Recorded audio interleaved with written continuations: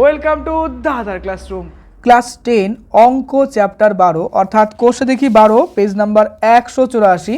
এর আগের ভিডিওতে আমি তোমাদের 1 থেকে 8 পর্যন্ত করে দিয়েছিলাম খুব সহজভাবে। এই ভিডিওতে আমি তোমাদেরকে 9, 10, 11, 12, 13, 14 এই যে ইম্পর্টেন্ট প্রশ্নগুলো রয়েছে এগুলোই খুব সহজ কনসেপ্টে বুঝিয়ে দেবো এবং করে দেবো যেন তোমরা খুব ভালো একটা স্কোর পরীক্ষাতে করে আসতে পারো। প্রথমত দেখো 9 নম্বরে বলেছে যে 3 সেমি 4 সেমি এবং কি বলেছে দেখো 5 সেমি দৈর্ঘ্যের ব্যাসার্ধে 3টি নিরেট তামার গোলক গলিয়ে একটি নিরেট বড় গোলক তৈরি করা হলো। বড় গোলকটির ব্যাসার্ধের দৈর্ঘ্য হিসাব করে লিখি। 9 নম্বর অঙ্কের মেন কনসেপ্ট, এই দেখো একটা গোলক রয়েছে যার হচ্ছে মান কত 3 সেমি। ওকে, এরপরে দেখো আর একটা গোলক রয়েছে যেটা হচ্ছে 4 সেমি। আচ্ছা, তারপরে দেখো আর একটা 5 সেমি একটা গোলক রয়েছে। এর আগের দিনকে আমি তোমাদের নারকেলের নাড়ু বলেছিলাম না, যে নারকেল নাড়ুর কনসেপ্ট। তো এক্ষেত্রে দেখো 3খানা গোলক, এই 3খানা ধরলাম যে 3খানা নারকেলের নাড়ু, আমরা 3টাকে একসাথে যুক্ত করে কি করব, একটা বড় নারকেলের নাড়ু এরকম তৈরি করে নেব। আচ্ছা, তৈরি করলাম। এই ক্ষেত্রে আমাদের কোশ্চেনে বলেছে এই যে বড় নারকেলের নাড়ু যেটা তৈরি করলাম তার ব্যাসার্ধটা কত, ধরে নেব তার ব্যাসার্ধ হচ্ছে আর। এই ক্ষেত্রে আমাদের আর এর মানটাই বের করতে হবে। অর্থাৎ এই ক্ষেত্রে দেখো আমরা প্রথমত এখানকার কনসেপ্ট কাজে লাগাবো 4/3 পাই আর কিউব। এই ক্ষেত্রে দেখো এই যে 3টা আছে, আর এর মান একটা 3 হবে, একটা 4 হবে, একটা 5 হবে। এই 3টাকে আমরা কাউন্টিং করে প্লাস করে একটা কিছু আনবো এবং পরবর্তীকালে 4/3 পাই আর এই দেখো এটার একটা আসবে, এই দুটোকে ইকুয়াল করব এবং এখান থেকে আমরা আর এর মান বের করব। বাস, কনসেপ্ট ক্লিয়ার হয়ে গেল। এইবার আমরা চলো সলিউশন করে ফেলি। তো আমরা লিখব যে মনে করি বা ধরি বড় যে গোলকটা রয়েছে সেই বড় গোলকটির ব্যাসার্ধ, এই ব্যাসার্ধটা আমরা ধরে নেব কি বলতো আর সেমি ধরে নেব আমরা এখানে। এবার আমাদের কনসেপ্ট কি কাজে লাগবে, দেখো 3টি যে ছোট গোলক রয়েছে তাদের মোট সমস্যাটাই কিন্তু এটা। তো লিখবো দেখো 3টি ছোট ছোট গোলকের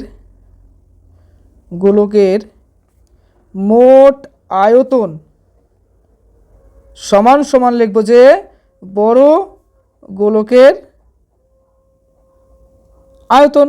কেন বলো তো, কারণ 3খানা ছোট গোলক মিলেই কিন্তু একটা বড় গোলক আমরা বানাচ্ছি। এবার 3খানা ছোট গোলক বলতে কি, প্রথমটা সূত্র মতো এই যে কনসেপ্ট ক্লিয়ার করে ফেলছিলাম এই সূত্রতে অ্যাপ্লাই করব। তাহলে 4/3 পাই লিখবো। আর বলতে প্রথমটাতে দেখো আছে কত 3, এই দেখো ছবিতে আমরা 3 লিখেছিলাম, তাহলে এখানে লিখবো দেখো 3 কিউব হলো। তারপরটা লিখবো দেখো 4/3 পাই লিখবো, তাই না। এখানে দেখো আর বলতে কত আছে 4, তাহলে লিখবো যে 4 এর কিউব লিখবো। তারপরে লিখবো 4/3, তারপর 3 নাম্বারটা কত আছে 5, তো লিখে দেবো দেখো 5 এর কিউব লিখবো। এটা সমান সমান বড় গোলক বলতে 4/3 পাই আর কিউব। কোনটা, এই দেখো আমরা আর ধরেই নিলাম এটা। বাস, এই তো গেল মূল কনসেপ্ট। এইবার শুধুমাত্র আমরা সলিউশন করব। তাহলে 4/3 পাই আমি লিখে নিলাম। তাহলে এখানে দেখো 4/3 পাই কমন চলে গেলে একটা 3 কিউব থাকবে, 3 কিউব লিখলাম।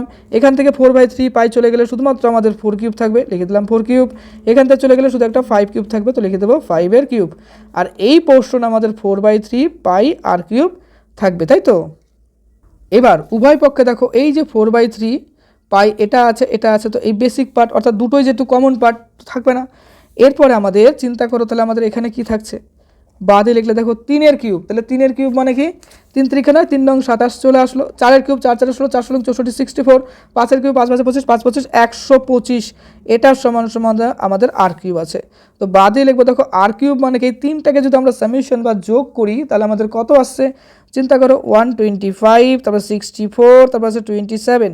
তাহলে দেখো 7 4 এবং তার সাথে যদি আমরা 5 যোগ করি তাহলে আমাদের কত আসছে, আসবে 6 16 6, আর এদিকে আসবে দেখো 2, এদিকে 8 আর 10 11 1, আর এদিকে আসছে কত হাতে রেখে 2, অর্থাৎ 216 আমাদের এখানে চলে এলো। আচ্ছা, 216 মানে কি, 216 মানে দেখো 6 গুণ 6 গুণ 6, অর্থাৎ 3খানা 6 গুণ করলে কিন্তু আমাদের 216 চলে আসে। তাহলে আর কিউব মানে কি আসছে আমাদের 6 cube. Therefore r equals to 6 সেমি। বাস, দিস ইজ সলিউশন। তো আমরা এখন লিখবো যে required solution is this one, অর্থাৎ এক্ষেত্রে রেডিয়াসটা কত আমাদের 6 সেমি। রেডিয়াস বলতে বাংলায় আমরা যাকে বলছি ব্যাসার্ধ, অর্থাৎ বড় গোলকের ব্যাসার্ধ সমান সমান লিখবো কি বলতো 6 semi, which is the required solution, মানে উত্তর। কমপ্লিট হয়ে গেল। চলো এবার ফার্স্ট থেকে লাস্ট পর্যন্ত টোটাল অঙ্কটা করো। দেখো গোলক আমি তোমাদেরকে সেইভাবে কনসেপ্ট ক্লিয়ার করে দেবো, কোনো অঙ্কতেই কিন্তু প্রবলেম রাখবো না। তাহলে প্রথমত আমরা 3খানা গোলক নিলাম, তাদের তিনখানার যে আমাদের আয়তনের ফর্মুলা আছে সেই আয়তনের ফর্মুলাতে তিনটাকে সামেশন অর্থাৎ যোগ করব এবং বড় গোলকের সাথে ইকুয়াল করবো এবং বড় গোলকের যে আর আছে সেই আর এর মান বের করবো। এই তো একটা সিম্পল কনসেপ্টের অঙ্ক, তাই না? আর যথেষ্ট ইম্পর্টেন্ট, স্টার করে রেখো, বাড়িতে কয়েকবার প্র্যাকটিস করে নিও। ওকে, নেক্সটে আছে এটা। আচ্ছা, প্রত্যেকটা অঙ্কের লাস্টে সময় দেবো, তখন কিন্তু ফ্রেশ করে লিখে ফেলবা। প্রথমত তুমি ভালো করে অঙ্কগুলো বুঝে নেবে। হ্যাঁ, ওকে, চলে গেল এটা কমপ্লিট। এরপরে আমরা আসছি পরের অঙ্ক। 9 নম্বর কমপ্লিট হয়ে গেল। এবার 10 নম্বর, একটি অর্ধ গোলাকৃতি গম্বুজের ভূমিতলের ব্যাসের দৈর্ঘ্য 42 সেমি। গম্বুজটির উপরিতল রং করতে প্রতি বর্গ মিটার 35 টাকা হিসেবে কত খরচ পড়বে তা হিসাব করে লিখি। খুবই সহজ আর ইম্পর্টেন্ট অঙ্ক, চলো করে ফেলি। Question number 10। তাহলে প্রথমত আমাদের যেটা কাজ, যেহেতু বোর্ড এক্সাম, আমাদের কনসেপ্ট ক্লিয়ার করতে লাগবে, তাই না?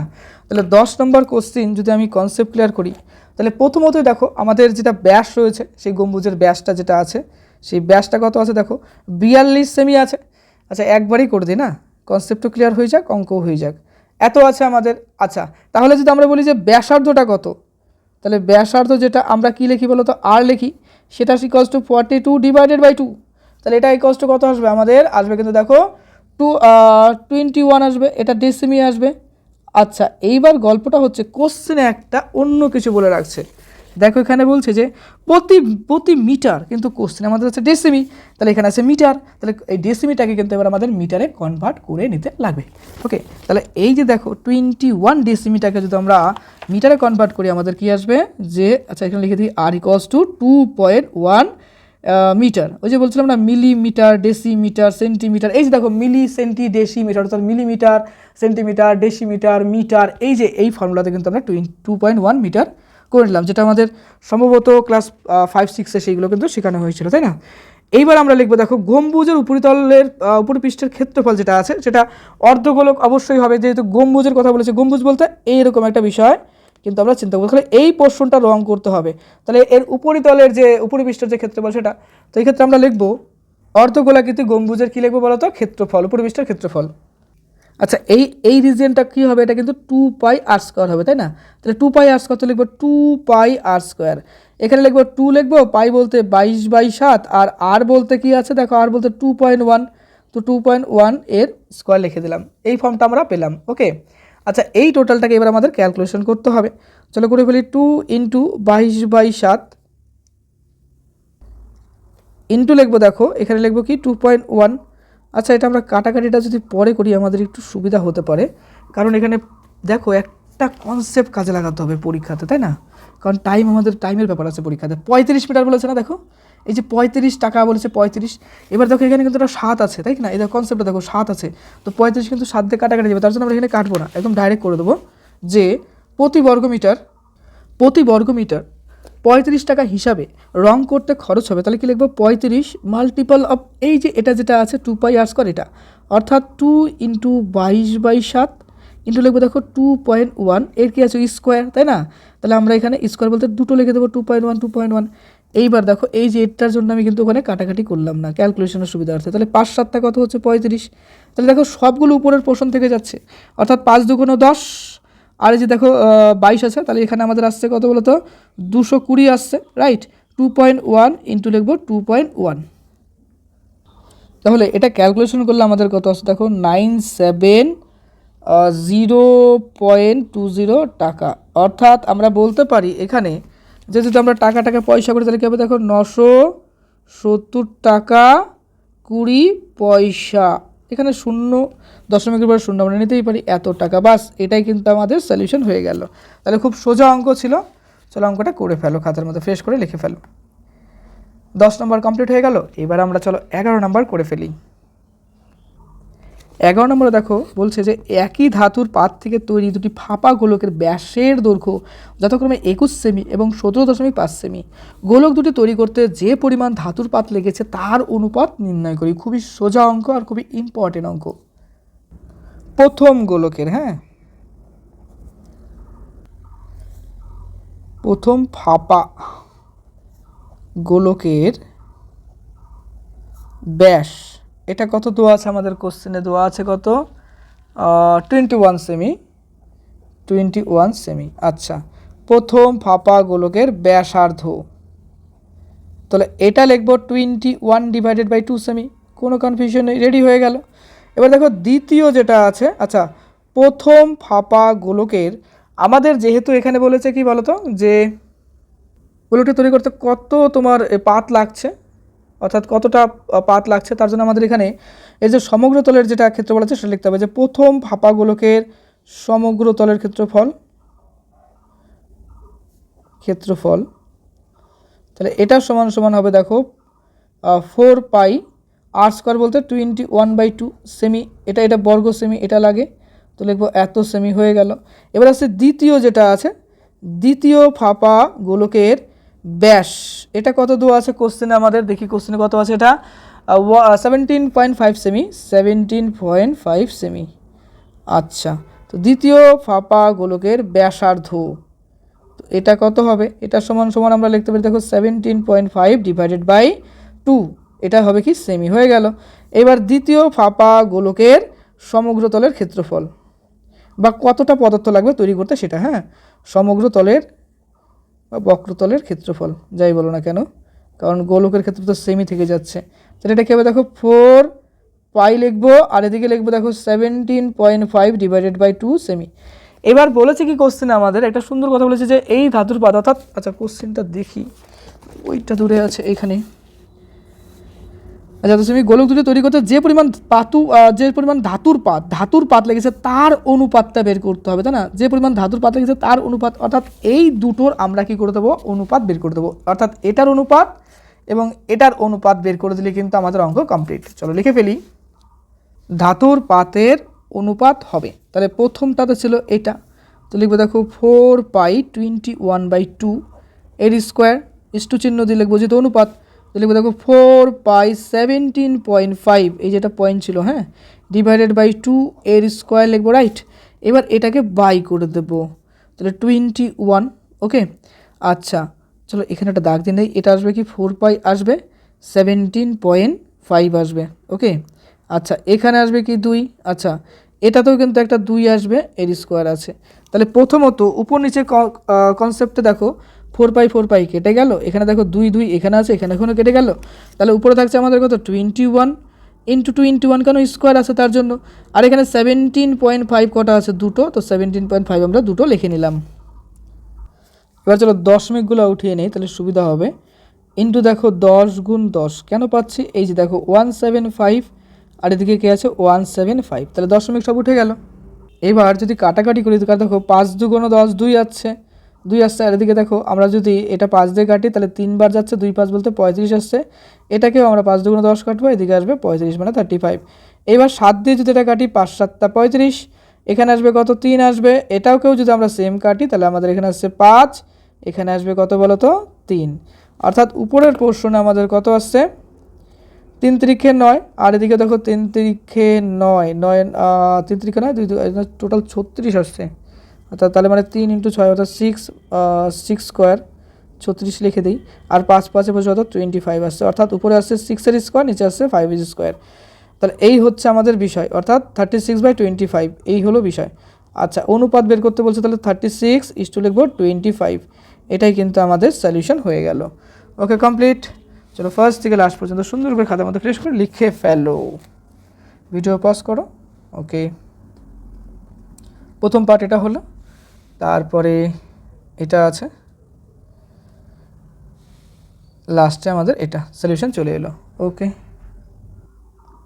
এরপরে আমরা দেখো পরের যেটা আছে 12 নম্বর বলেছে একটি ধাতব গোলকের উপরিতল এমনভাবে কেটে নেওয়া হলো যে নতুন গোলকের বক্রতলের ক্ষেত্রফল আগের গোলকের ঠিক অর্ধেক হয়ে যায়, তার মানে আগে যেটা ছিল তার অর্ধেক হবে, আগে 100 থাকলে এখন 50 হবে, এরকম একটা বোঝানো হচ্ছে। কেটে নেওয়া অংশের আয়তনের সঙ্গে অবশিষ্ট নতুন গোলকের আয়তনের অনুপাত নির্ণয় করি। ধরি আগের গোলকের ব্যাসার্ধ সমান সমান আর, এবং নতুন যেটা গোলক তৈরি করব নতুন গোলকের ব্যাসার্ধ এটা আমরা দেখো ছোট হাতের আর ধরে নেব। আচ্ছা এবার প্রশ্ন অনুসারে দেখো বলেছে যে দুটোকে ইকুয়াল আসতে হবে, অর্থাৎ শর্তানুসারে বা প্রশ্ন অনুসারে বলতে পারি যে আগের যেটা ছিল আর পরের যেটা ছিল সেটা কিন্তু ইকুয়াল, তাহলে দেখো 4 পাই আর স্কোয়ার, আচ্ছা কোনো ব্যাপার না, এটা বলেছে কি যে আগের গোলকের অর্ধেক, তাই না? অর্ধেক বলতে কি, আগের গোলক কী ছিল, এটা ছিল, এ দেখো ক্যাপিটাল আর, তাহলে এর ফর্মুলা কী হবে, 4 পাই ক্যাপিটাল আর এর স্কোয়ার, এটা এর অর্ধেকটা হবে। আচ্ছা, এটা কিন্তু আমরা করে ফেললাম। এখান থেকে দেখো প্রথমতই আমাদের 4 পাই উভয় পক্ষেই আছে, এবং এই ক্ষেত্রে 4 পাই জিনিসটা কিন্তু আমরা কাটতে পারি, তাই না? তাহলে আমাদের কি থাকছে এখানে, শুধুমাত্র দেখো আর স্কোয়ার থাকছে, আর এদিকে কি থাকছে দেখো আর স্কোয়ার বাই 2 থাকছে। এইবার এখান থেকে একটা আমরা রিলেশন আনতে পারি, সেই রিলেশনটা কি, আর যদি আমরা রাখি অর্থাৎ স্কোয়ারটা যদি উঠিয়ে দিই, তাহলে এদিকে চলে গেলে কী হবে, আর স্কোয়ার বাই 2 হবে। তাহলে এখান থেকে দেখো আর স্কোয়ার যেহেতু আছে, তাহলে আর রুট মুক্ত হলো, অর্থাৎ বর্গমূল মুক্ত হলো, আর এখানে 2 যেটা আছে সেটা কিন্তু রুট ওভারের মধ্যে থেকে গেল। তাহলে এখানে আমরা সুন্দর একটা ফর্মুলা জানলাম যে আর ইকুয়ালস টু, অতএব আর ইকুয়ালস টু কী পাচ্ছি, যে ক্যাপিটাল আর বাই √2, এটা পেয়ে গেলাম। আচ্ছা, এবার বলছে যে আয়তনের অনুপাত আমাদের বের করতে হবে, তো লিখতে পারি যে আয়তনের অনুপাত। আচ্ছা, এটা সমান সমান আমরা কি লিখব, বলছে যে অবশিষ্ট বলতে কি বোঝাচ্ছে, দেখো 4/3 পাই আর কিউব, এটা কিন্তু মেন মানে টোটালটা। অবশিষ্ট বলতে তার থেকে ছোট অংশ যেটা কেটে নিলাম, অর্থাৎ এরকম একটা বড় গোলক আছে, তার থেকে এরকম একটা ছোটো অংশ কেটে নিলাম, এই টোটালটা হচ্ছে আর এটা হচ্ছে কি ছোটো হাতের আর। তাহলে এটার উপর বেস করে আমরা বলতে পারি 4/3 পাই আর কিউব, তাই তো এই দেখো এটা হচ্ছে, আর এটার মানে কী হবে 4/3 পাই আর কিউব। তাহলে এই দুটোর মধ্যে ডিফারেন্স বলতে বিয়োগটা আমরা এখন উপরের পার্টে লিখবো, তো সেটাই লিখবো। দেখো 4/3 পাই আর কিউব, এদিকে দেখো পেলাম কি 4/3 পাই ছোটো হাতের আর কিউব, এটা হয়ে গেল। আর নিচে কি বলেছে দেখো, এই যে ছোটো গোলকটা আছে তার সাথে কিন্তু রেশিও করতে বলেছে, তার মানে 4/3 পাই ছোটো হাতের আর কিউব আমরা লিখে দিলাম।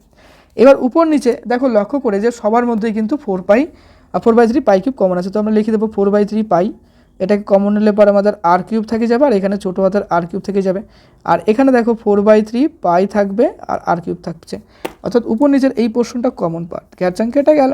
তাহলে উপরে আমাদের এটা পার্ট থাকছে, তো এটাকে যদি আমরা এখন ভ্যালু বসাই অর্থাৎ মান বসাই, তাহলে আমাদের কি থাকছে, চলো একটা সিম্পল ক্যালকুলেশন দেখাই তোমাকে আমি। এখানে দেখো আমরা লিখতে পারি যে আর কিউব বাই আর কিউব, হ্যাঁ, এই দেখো এটাকে প্রথমত এটাতে ডিভাইড করলাম, আর এই যে আর কিউব বাই আর এটাকে এটাতে ডিভাইড করলাম, তাতে আমাদের ক্যালকুলেশনের সুবিধা হবে। এবার দেখো এই যে আর কিউব বাই আর কিউব, এটার আমাদের একটা সুন্দর ভ্যালু বের করতে লাগবে, তো আচ্ছা, তো আর কিউব মানে আর কিউবই লিখে দিলাম, আর ছোটো হাতের আর কিউব মানে কী ছিল দেখো r/√2 ছিল। তো এই পোর্শনটা আমরা এখানে এটাকেও শর্টকাটে করা যায়, কিন্তু না, চলো করি এইভাবে r/√2, এই যে দেখো আমরা এখানে √2 লিখবো, এটার কী হবে বলো তো, কিউব হয়ে গেল, এটার কিউব, হ্যাঁ। আচ্ছা, এখানে আর কেটে গেলে একটা 1 থাকবে। এবার দেখো উপর নিচে আর কমন, তাই না, একদম সবার নিচের যে 2টা আছে এ কিন্তু একদম উপরে চলে যাবে, তাই না? তাহলে পরে আমরা দেখো লিখবো যে এরকমভাবে √2 এর কিউব লিখবো, আর তো সিমিলার পার্ট, অর্থাৎ r/r এটার কথা বলছি, মাইনাস হবে 1, তাহলে এটা তো সিমিলার কেটে গেল। তাহলে এখানে √2 এর কিউব করা মানে কি, লক্ষ্য করো √2 তাহলে দুটো √2 আছে, এখান থেকে একটা 2 বেরোবে আর একটা √2 থেকেই যাবে, তাই না, বর্গমূল মুক্ত হবে একটা, তাহলে 2√2 হয়ে গেল, মাইনাস লিখে দেবো আমরা 1, বাস এই পোর্শনটা পেয়ে গেলাম আমরা। আচ্ছা, এটাকেই যেহেতু আমাদের অনুপাত বলেছে, তাহলে আমরা লিখবো দেখো 2√2 -1 / 1 লিখতে পারি, এটার সমান সমান লিখতে পারি 2√2 - 1 ইস্টু চিহ্ন দিয়ে লিখবো 1, বাস এটাই কিন্তু আমাদের নির্ণীয় সলিউশন চলে এলো, অর্থাৎ এটাই আমাদের উত্তর। এবার চলো ফার্স্ট থেকে লাস্ট পর্যন্ত অঙ্কটা সুন্দর করে খাতার মধ্যে ফেস করে লিখে ফেলো। প্রত্যেকটা অঙ্কই আমরা খুব সহজ কনসেপ্টে বুঝবো।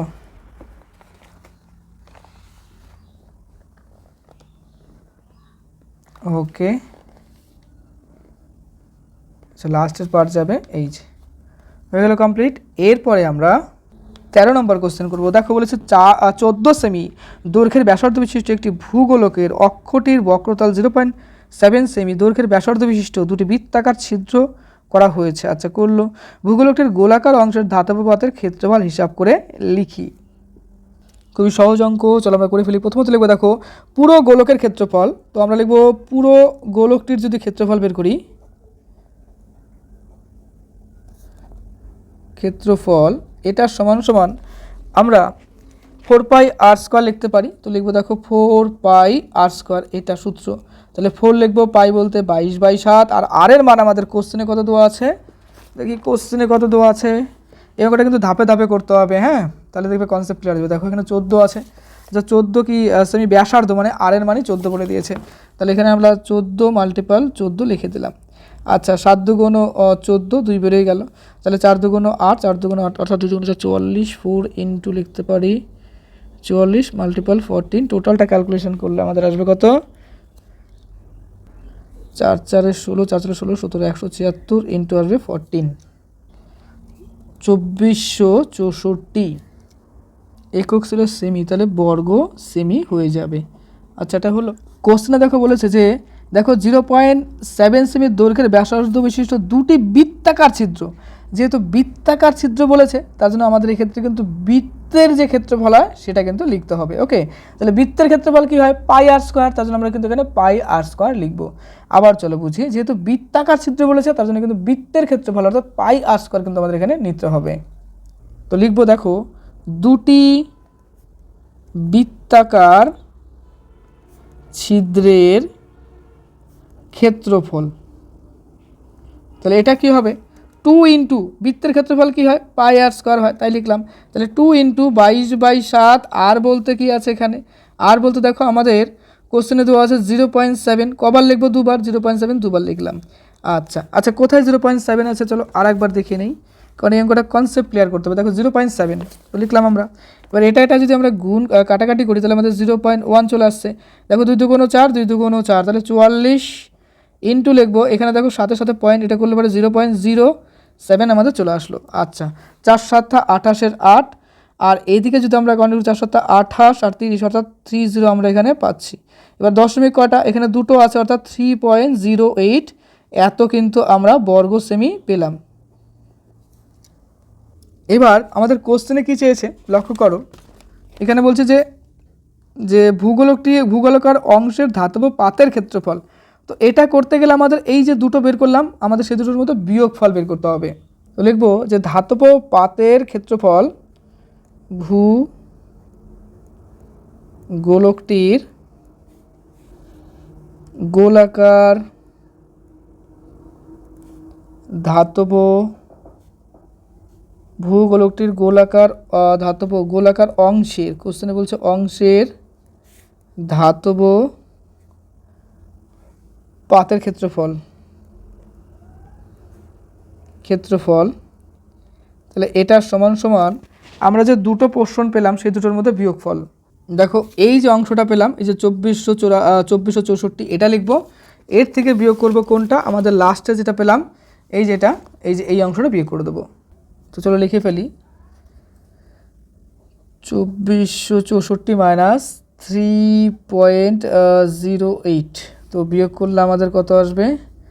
8 2, আর এদিকে আসবে 9, দশমিক থাকবে, এখানে থাকছে 4 শূন্য হয়ে যাবে এখানে, আর এদিকে আসবে কত? 624, বাস এত আমাদের এত আমাদের বর্গ সেমি হয়ে যাবে উত্তর। বাস এটাই কিন্তু সলিউশন। ওকে, প্রথম অংশ লিখে ফেলো, ভিডিও পজ করো। পরের অংশ রয়েছে, করে ফেলো এটা, এরপর লাস্টে এটা। ওকে, 14 নম্বর, 8 সেমি দৈর্ঘ্যের ব্যাসার্ধের একটি নিরেট লোহার গোলকে গলিয়ে 1 সেমি দৈর্ঘ্যের ব্যাসার্ধের কয়টি নিরেট গুলি তৈরি করা যাবে? তো সিম্পল একই রকম, অর্থাৎ এরকম একটা বড় আমাদের নিরেট গোলক রয়েছে। আচ্ছা, এটার আমাদের টোটালটা কি বলতো? 8 সেমি বলে দিয়েছে। তো এটাকে আমরা কি করব? এরকম ছোট ছোট অনেকগুলো গোলক তৈরি করবো, এরকম অসংখ্য গোলক তৈরি করব, ঠিক আছে, যাদের প্রত্যেকটার ব্যাসার্ধ কত বলেছে? 1 সেমি বলে দিয়েছে। তাহলে এটা হচ্ছে কি 4 পাই ক্যাপিটাল আর যেটা আছে এটা কি ছোটো 4/3, আর এটা কি বলতো 4/3 পাই যেটা আছে ছোটো হাতের আর এটা। তো কতগুলো তৈরি করবো? আমরা এক্সটা তৈরি করবো, তো দুটোকে ইকুয়াল করব আর এখান থেকে এক্সের মান বের করব। এই তো গেল আমাদের কনসেপ্ট। ওকে, তাহলে লিখবো দেখো বড় গোলকের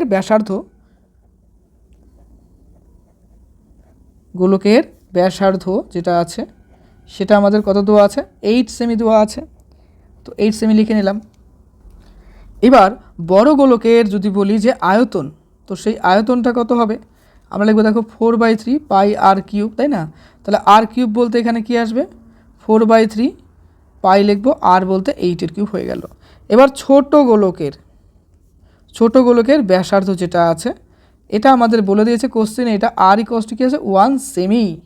তাহলে লিখবো দেখো ছোট গোলকের আয়তন, এটাই ইকুয়ালস টু কী হবে? দেখো 4/3 লিখবো পাই আর কিউব, তার মানে কি হচ্ছে এখানে আমাদের 4/3 লিখবো আর পাই লিখবো, আর বলতে এটা 1-এর কিউব, তাহলে আমাদের কিন্তু 4/3 পাই থাকছে, আর কিছু থাকছে না।